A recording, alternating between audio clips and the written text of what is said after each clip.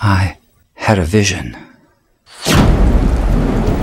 I saw a dark and stormy ocean.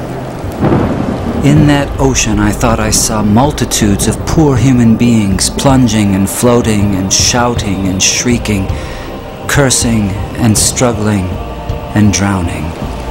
And out of this dark, angry ocean, I saw a mighty rock that rose up with its summit towering high above the stormy seas. And all round the base of the rock, I saw a vast platform. And on this platform I saw with delight a number of the poor wretches continually climbing out of the angry ocean. And I saw that some of those who were already safe on the platform were fervently helping the poor creatures still in the angry waters to reach safety. But something puzzled me.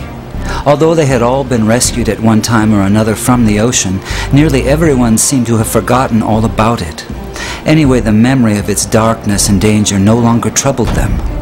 And what was equally strange and perplexing to me was that most of these people did not seem to have any care, that is, any agonizing care, about the poor perishing ones who were struggling and drowning right before their eyes.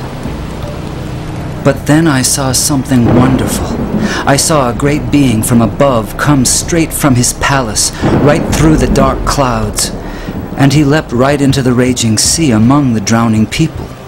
And there I saw him toiling to rescue them, until the sweat of his great anguish ran down in blood.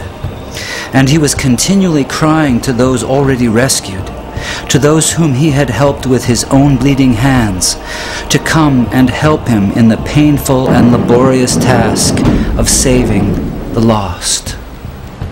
But the strangest thing of all was that those on the platform to whom he called were so taken up with their trades and professions and money-saving and pleasures and families and community and gatherings and religions and arguments about it that they did not respond to the cry that came to them from this wonderful being who had himself by his Spirit gone down into the sea.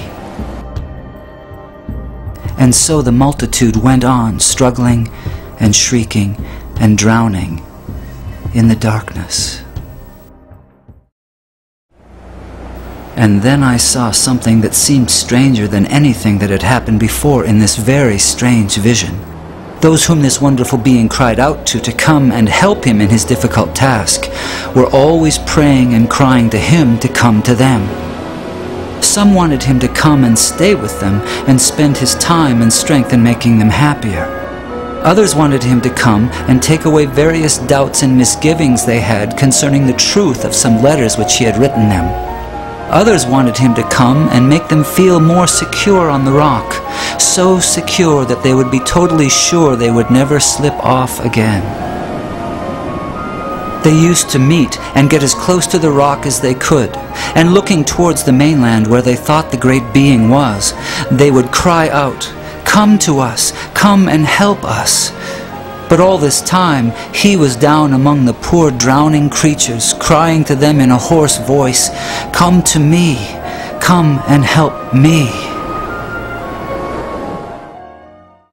And then I understood it all. It was plain enough. That sea was the ocean of life, the sea of real actual human existence. Those multitudes of people struggling in the stormy sea were the billions of sinners from every race, language, and nation. That great sheltering rock was Calvary, the place of the cross, and the people on it were those who had been rescued from sin and hell and who professed to be followers of Jesus Christ. That mighty being who called to them from the tempest was the Son of God, the same yesterday, today, and forever, who is still struggling to save the dying multitudes about us from this terrible doom of damnation, and whose voice can be heard above the music and machinery and noise of life, calling on the rescued to come and help him save the world. My friends in Christ, you are rescued from the waters. You are on the rock. Jesus is in the dark sea, calling on you to come and help him. Will you go?